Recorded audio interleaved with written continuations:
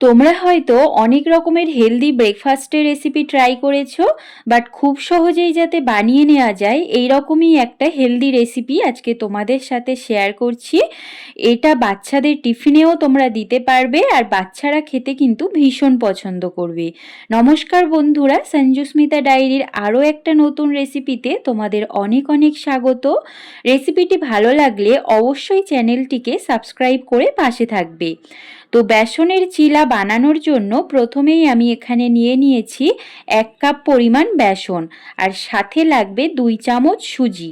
এই দুটি উপকরণ এই চিলার জন্য বেশ। এখন এর মধ্যে দিচ্ছি 2 চিমটি মতো হিং, সাথে দিলাম সাধারণ লবণ, অল্প একটু বিট লবণ, হাফ চা চামচ মতো চাট মশলা দিয়ে দিচ্ছি, সামান্য একটু হলুদ গুঁড়ো দিলাম, আর সবশেষে হাফ চা চামচ মতো আজওয়াইন। এগুলো দেওয়ার পর এখন এর মধ্যে পরিমাণ মতো জল দিয়ে একটা ব্যাটার বানিয়ে নেব। এখানে আমি বেসনের কাপে মেপে 1 কাপ পরিমাণ জল নিয়ে নিয়েছি, আর এই জলটাকে একসাথে সবটা না দিয়ে অল্প অল্প করে দিয়ে আমি এখানে একটা ব্যাটার বানিয়ে নেব। এখানে আমাদের একটা স্মুথ ব্যাটার বানিয়ে নিতে হবে, খুব বেশি পাতলা বা খুব বেশি ঘন নয়, একটা মিডিয়াম কনসিস্টেন্সি রাখতে হবে। এখানে দেখো ব্যাটারটা আমার অলমোস্ট রেডি হয়ে গেছে। এখন ব্যাটারটাকে ঢাকা দিয়ে 8 থেকে 10 মিনিট মতো রেখে দেব, যাতে সুজিটা ভালোভাবে জলটাকে অ্যাবজর্ব করে ফুলে ওঠে। ব্যাটারটা যতক্ষণ রেস্টে থাকছে ততক্ষণ আমি এখানে কিছু সবজি নিয়ে নিয়েছি। আমার কাছে যে সমস্ত সবজি অ্যাভেলেবেল ছিল আমি কিন্তু সেটাই নিয়েছি। এই সবজিগুলো ছাড়াও তোমাদের কাছে ক্যাপসিকাম, বিনস, বিট বা বাঁধাকপি যে সবজি থাকুক না কেন তোমরা অ্যাড করে দিতে পারো নিজেদের পছন্দ মতো। আমি এখানে পেঁয়াজ, টমেটো, কাঁচা লঙ্কা আর ধনেপাতাকে ছোট ছোট করে চপ করে নিচ্ছি, আর গাজর ও মূলোটাকে গ্রেটারের সাহায্যে গ্রেট করে নেব।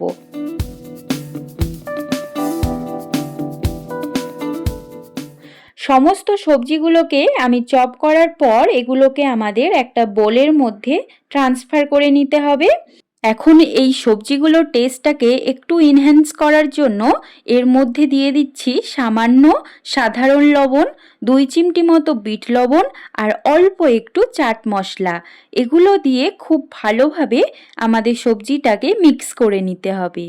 আর এই কাজটা আমাদের আগে থেকে করা যাবে না, কারণ লবণ দিলে সবজি থেকে জল ছাড়তে শুরু করবে, তাই আমাদের চিলা বানানোর ইনস্ট্যান্ট আগেই এটাকে প্রিপেয়ার করতে হবে। এখন চিলাগুলোকে বানিয়ে নেওয়ার জন্য গ্যাসটাকে অন করে তার উপরে একটা ননস্টিকের প্যান বসিয়ে দিলাম। ননস্টিক ছাড়াও তোমরা লোহার কোনো চাটু বা তাওয়া নিয়ে নিতে পারো, আর লোহার চাটু বা তাওয়াতে কিন্তু চিলাগুলো একদম পারফেক্টভাবে তৈরি হবে। তো আমার এখানে প্যানটা ভালো মতো গরম হয়ে যাওয়ার পর প্যানের চারিদিকে আমি একটু তেল ব্রাশ করে নিলাম। এখন উপর থেকে অল্প একটু জলের ছিটা দিয়ে টিস্যু পেপারের সাহায্যে প্যানটাকে হালকাভাবে মুছে নেব। এটা করলে প্যানের অতিরিক্ত টেম্পারেচারটা নর্মাল হয়ে যাবে, আর তা না হলে প্যানের অতিরিক্ত টেম্পারেচারে বেসনের ব্যাটারটা দেওয়ার সাথে সাথেই কিন্তু একদম শক্ত হয়ে যাবে, আর ব্যাটারটাকে চারিদিকে সুন্দরভাবে স্প্রেড করা যাবে না। তাই পারফেক্ট চিলা বানানোর জন্য তোমাদেরও এই প্রসেসটা অবশ্যই করে নিতে হবে। বেসনের ব্যাটারটা সুন্দরভাবে দেওয়ার পর এখন আমি এর উপরে আগে থেকে বানানো সবজির মিক্সচারটা দিয়ে দিচ্ছি। এটাকে চিলার চারিদিকে হালকা করে স্প্রেড করে দিতে হবে।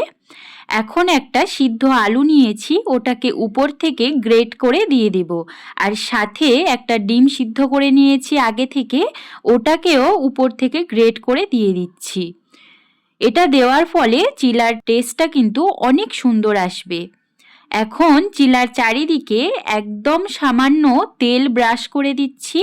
এটা করলে চিলাটা খুব সহজেই প্যান থেকে উঠে আসবে, আর এটা খেতে কিন্তু অনেক বেশি ক্রিস্পি হবে। সবশেষে উপর থেকে সামান্য পরিমাণে চাট মশলা স্প্রেড করে দেব। এটা চাইলে তোমরা দিতে পারো, আবার নাও দিতে পারো। এটা করলে একটু চটপটা টেস্ট আসবে। তো প্রথম চিলাটা কিন্তু আমাদের একদম পারফেক্টভাবে রেডি হয়ে গেছে। আশা করছি তোমরা দেখেই বুঝতে পারছো এটা ঠিক কতটা ক্রিস্পি ও জালিদার হয়েছে।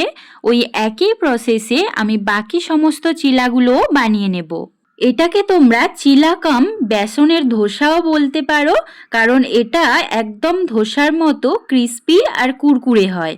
তাছাড়া এই চিলার উপরে টপিংস হিসাবে তোমরা তোমাদের পছন্দ মতো যে কোনো 1 বা 2 ধরনের সবজিও দিয়ে দিতে পারো, সাথে সেজওয়ান সস বা টমেটো সস এমনকি চিজও দিয়ে দিতে পারো, যেটা খেতে কিন্তু বাচ্চা থেকে বড় সকলেই পছন্দ করে। তো একদম একই প্রসেসে আমি দ্বিতীয় চিলাটাও এখানে রেডি করে নিচ্ছি, আর এইভাবে আমি বেসনের চিলাগুলো সবকটা রেডি করে নেব।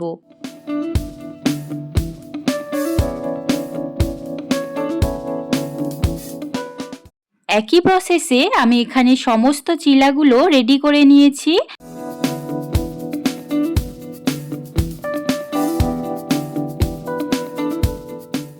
এখন একটা চিলা তোমাদেরকে কেটেও দেখাচ্ছি, এটা ভিতর থেকে ঠিক কতটা পারফেক্টভাবে রেডি হয়েছে। এই বেসনের চিলাগুলোকে তোমরা গ্রিন চাটনি, টমেটো কেচাপ বা মেয়োনিজের সাথেও সার্ভ করতে পারো। আশা করছি এই সিম্পল রেসিপিটা তোমাদের নিশ্চয়ই ভালো লাগবে, আর ভালো লাগলে একটা লাইক ও শেয়ার করে দিও। ফিরে আসছি আবার নতুন কোনো ইন্টারেস্টিং রেসিপির সাথে। ততক্ষণ পর্যন্ত সবাই ভালো থেকো, সুস্থ থেকো, টাটা।